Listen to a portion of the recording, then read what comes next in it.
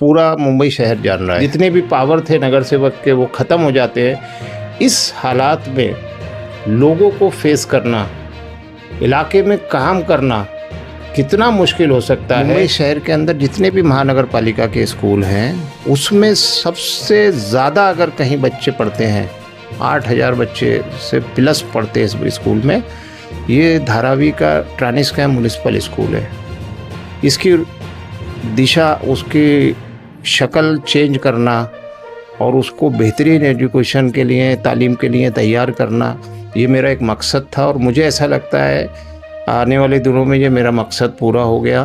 तो यहाँ के लोगों की ख्वाहिश ये है कि हमको कहीं जाना नहीं है। सबसे पहली बात, हम धारावी में थे और धारावी में ही रहना चाहते हैं।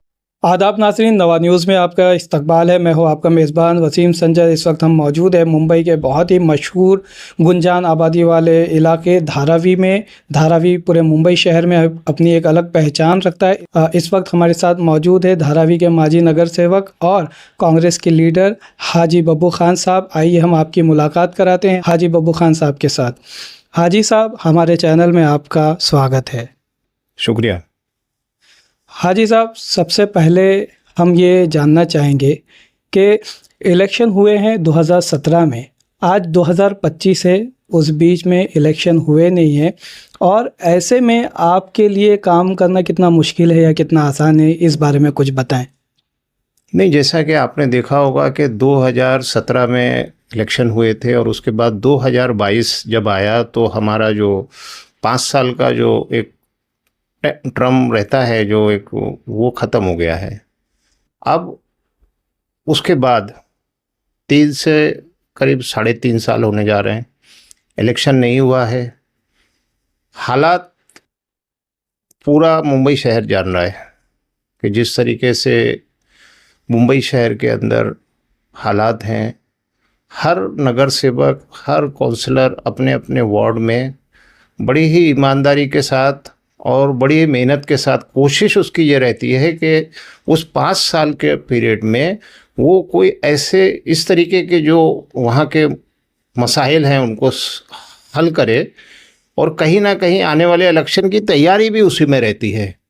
और पिछले 5 साल 17 से 22 का जो टाइम था उसमें लोगों ने काफ़ी मशक्क़त किया है, बहुत मेहनत किया है लोगों ने, और उस मेहनत का रिज़ल्ट 2022 में आना चाहिए था, ना कि वो सारे नगर सेवक जितने भी अपने इलाकों में काम किए थे, और वो काम इसलिए किए थे कि कहीं ना कहीं महानगर पालिका की 100% सपोर्ट उसमें रहता है। अब हालात ऐसे हुए कि महानगर पालिका का जब नगर सेवक का जो टाइम पीरियड था वो ख़त्म हो गया। अब जितने भी पावर थे नगर सेवक के वो ख़त्म हो जाते हैं। इस हालात में लोगों को फेस करना, इलाके में काम करना कितना मुश्किल हो सकता है, और फिर उस हालात में कि मतलब जो विपक्ष में बैठी हुई पार्टियां हैं उनके लिए बड़ा मुश्किल है, क्योंकि वो फिर काम करना उनके लिए बड़ा मुश्किल है। इस तरीके के वार्ड जो भी हैं जहाँ पर वो नगर सेवक हैं जो सत्ताधारी पार्टी में नहीं हैं, ऐसे नगर सेवकों को अपने इलाकों में काम करना बहुत ही मुश्किल है। और अब आने वाले इलेक्शन में लोगों को फेस करना बड़ा ही मुश्किल होगा। क्यों कि उनके काम कितनी भी कोशिश करें तो लोग उससे संतुष्ट नहीं हो सकते, क्योंकि पूरा अधिकार जो है महानगर पालिका के हाथ में है। महानगर पालिका के जो अधिकारी हैं उनके हाथ में है। सबसे बड़े मसाइल होते हैं साफ़ सफाई के, जो बड़ी ही मुश्किल आ रही है इस टाइम पे और हर इलाके में है। तो मैं इस हालात को देख के खुद भी मैं बहुत नर्वस हूँ, क्योंकि लोगों को फेस करना बड़ा मुश्किल होता है। एक नगर सेवक जो होता है उसके बहुत सारे काम होते हैं, यहाँ तक कि जब एजुकेशन के कोई मसाइल आते हैं तो वो कहीं भी जाके खड़ा हो जाता है। जहाँ तक आपने देखा होगा कि सेहत के जहाँ भी हेल्थ के प्रॉब्लम आते हैं वहाँ भी नगर सेवक खड़ा रहता है जाके, और वहाँ पे उसकी बात सुनी जाती है। कमेटियाँ रहती हैं उसमें अपनी आवाज़ें उठाते हैं। जैसे मैं था तो हेल्थ कमेटी में था, तो मुंबई शहर के किसी भी इलाके में किसी को भी कोई तकलीफ़ हेल्थ की होती थी तो हम उसकी आवाज़ उठाते थे हालात जो भी हों। तो इसी तरीके से अब ये सारी चीज़ें जो हैं, वो सारे अधिकार सबके ख़त्म हो चुके हैं, लेकिन लोग उनसे वही उम्मीद रखते हैं जब वो नगर सेवक थे, तो वही उम्मीद आज भी रखते हैं। उनको नहीं मालूम कि अब ये इनके पावर नहीं है, लेकिन कहीं ना कहीं लोग जद्दोजहद कर रहे हैं। मैं भी उन्हीं में से एक हूँ और मेरी भी कोशिश है कि मैं अपने इलाके में बेहतर से बेहतर काम कर सकूँ। भले हमारे पास पावर नहीं है, लेकिन हम विपक्ष में रह के भी लोगों के काम करने की कोशिश कर रहे हैं। आने वाले दिनों में इलेक्शन आ रहा है, जितना जल्दी इलेक्शन आएगा इतना जल्दी मेरे लिए बेहतर नहीं है, बल्कि बम्बई की जितनी भी जनता है उसके लिए बहुत ज़रूरी है, क्योंकि ग्राउंड की जो भी तकलीफ़ें हैं, और ख़ास करके मुंबई शहर में ग्राउंड पे जो परेशानी है, जो तकलीफ़ें, जो सिस्टम ख़राब चल रहा है, इसकी आवाज़ अगर कोई उठा सकता है तो वो सिर्फ़ और सिर्फ नगर सेवक रहता है। और उसके बाद महानगर पालिका के अधिकारी बड़ी ही मुश्किल से काम करते हैं। लेकिन आज अगर नगर सेवक नहीं है तो वो किस मुश्किल कैसे काम हो रहा होगा, आप अंदाज़ा लगा सकते हैं। हाजी साहब, ये जानना चाहेंगे, आप नगर सेवक रहे यहाँ पर, वो कौन सा वार्ड था और उसमें ऐसे कौन से काम हुए, या आप लगता है एजुकेशन की बात की जाए तो एजुकेशन में आपने क्या काम किया है, या उसके बाद में जो है आप हेल्थ की बात कर रहे थे, आप हेल्थ कमेटी के मेंबर थे, तो उसमें क्या काम हुआ, इस बारे में कुछ बताएं। इसमें जब इलेक्शन था तो मैंने अपने इलाके में ख़ास करके वार्ड नंबर 184 धारावी का जो वार्ड था, उसमें लोगों ने मुझे बड़ी उम्मीदों के साथ चुन के दिया था। और मैंने लोगों से वादा किया था कि मेरी सबसे पहली नज़र यहाँ पर बच्चों की तालीम के ऊपर रहेगी, क्योंकि तालीमी मेयार जो है बहुत ज़्यादा गिरता चला जा रहा है। और ख़ास करके स्लम एरिया में ड्रॉप आउट जितना बच्चों का आज देखते हैं हम लोग, बहुत ज़्यादा है, और वो भी एक मुस्लिम समाज में बहुत ज़्यादा है। तो बड़ा तकलीफ़ होता है कि बच्चों की ज़िंदगी संभालने का जो एक टाइम रहता है, वो उनको आज मैं देखता हूँ कि वो रोड पे घूमते हुए नज़र आते हैं। तो ये हालात थे। तो मेरी ये कोशिश थी कि धारावी के अंदर मेरे वार्ड में एक बड़ा स्कूल है महानगर पालिका का, जिसमें छोटे छोटे, उसी स्कूल के अंदर सब ज़ुबानों के स्कूल है। उर्दू है, हिंदी है, मराठी है, तेलुगु है, इंग्लिश है, ऐसा करके करीब 9 स्कूल उसके अंदर मर्ज है। और वो एक बड़ा स्कूल है जिसमें 8000 बच्चे आज पढ़ाई कर रहे हैं। जब मैं नगर सेवक बन के उस स्कूल में गया था तो मैंने देखा था कि वहाँ के हालात बहुत ही खस्ता थे, और वहाँ जाने के रास्ते नहीं। उसके अंदर जब बारिश का मौसम आता था तो बच्चे अपना बैग सर पे लेके जाते थे और गिर जाते थे पानी के अंदर।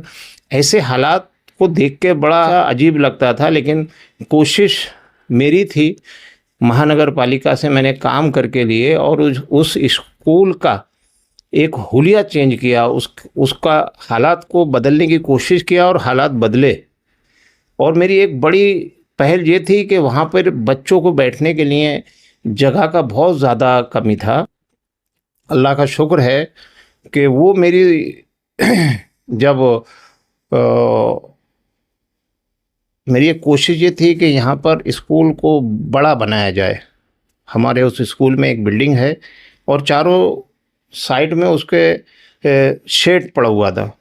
तो मेरी एक कोशिश थी कि इस शेड को हटा के हम इसको क्यों ना बिल्डिंग में तब्दील करें।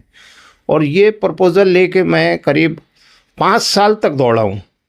और उसके बाद जाके बड़ी कोशिशों से और बहुत सारे लीडरान की इसमें मेहनत रही, और उसकी वजह से वो स्कूल बनाने में हम लोग कामयाबी हासिल की मैंने, और आज उस स्कूल का काम चालू हो चुका है।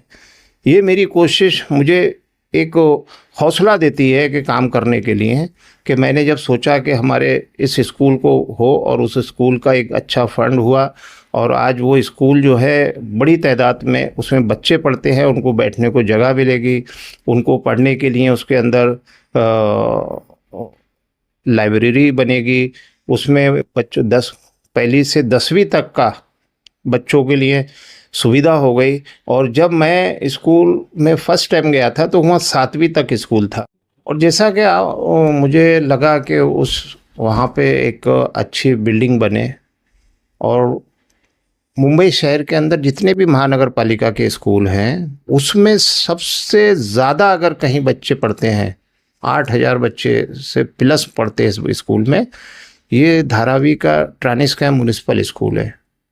इसकी दिशा, उसकी शक्ल चेंज करना और उसको बेहतरीन एजुकेशन के लिए, तालीम के लिए तैयार करना, ये मेरा एक मकसद था। और मुझे ऐसा लगता है आने वाले दिनों में ये मेरा मकसद पूरा हो गया और लोगों को मैं बता सकता हूँ कि मेरी कोशिश जो थी, मैं अपनी कोशिश में कामयाब रहा हूँ। और जो धारावी के अंदर बच्चे रहते हैं उनका आज भविष्य वहाँ से एक बड़ी अच्छी सफ़र को तय करेगा।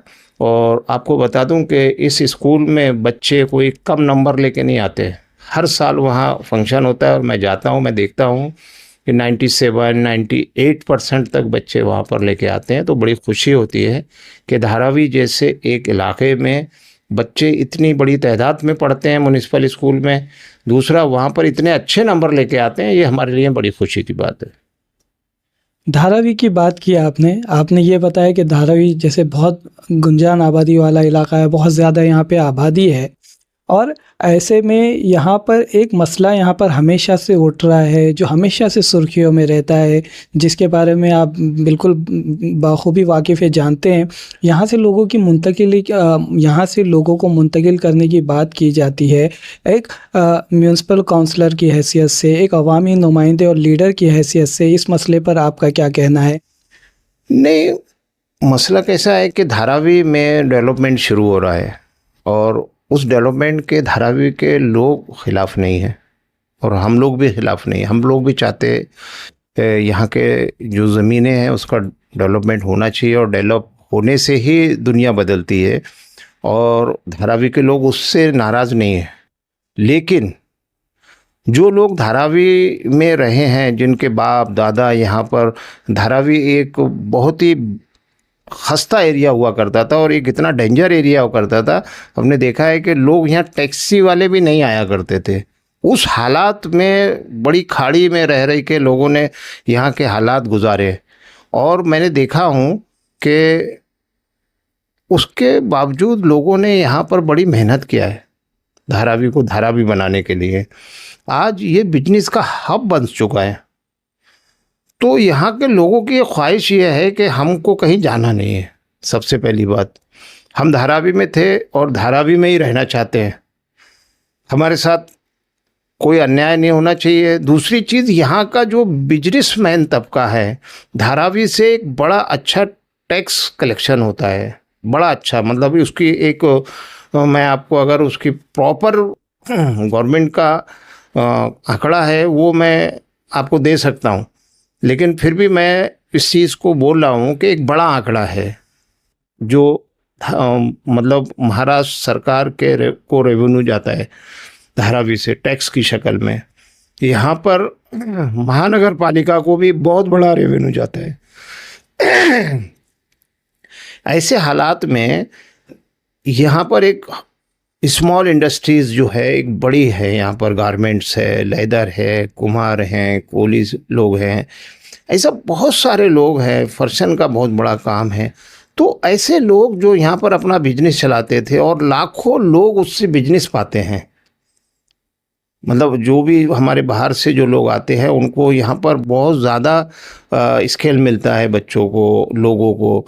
तो जो लोग यहाँ आके अपना घर बार चलाते हैं, अगर इनको यहाँ का कारोबार अगर कहीं पर शिफ्ट कर देते हैं, कहीं लोगों को शिफ्ट कर देते हैं, तो ये धारावी उजाड़ने का जो तरीका है वो नहीं होना चाहिए। धारावी के लोगों को धारावी में रखें, धारावी के कारोबार को धारावी में रखें और जिस तरीके से जो काम करने वाले लोग हैं वो आज काम कर रहे हैं, कल भी यहीं काम करें, तो लाखों लोगों का घर चलेगा, लाखों लोगों को कारोबार जो चल रहा है वो चलता रहेगा और लोगों को बिजनेस मिलता रहेगा। ये धारावी करों की ख्वाहिश है और हम लोग भी यही चाहते हैं कि धारावी के लोग धारावी में रहें और धारावी को एक अच्छा और डेवलपमेंट करके गवर्नमेंट करे तो बहुत अच्छी चीज़ है। तो नाज़रीन, आपने देखा इस वक्त हमारे साथ मौजूद थे हाजी बब्बू ख़ान साहब। हमने बताया हाजी बब्बू ख़ान साहब धारावी में यहाँ के माजी नगर सेवक हैं, इसके साथ ही कांग्रेस के लीडर है। उन्होंने हमसे अलग अलग मौजू पर बात की और ये भी बताया कि धारावी के लोग क्या चाहते हैं, उसके साथ ही यहाँ पे जो अवामी नुमाइंदे हैं वो भी क्या चाहते हैं। इसी तरह की ख़बरों को देखने के लिए हमारे चैनल को लाइक, शेयर और सब्सक्राइब करना ना भूलें। आपका बहुत बहुत शुक्रिया।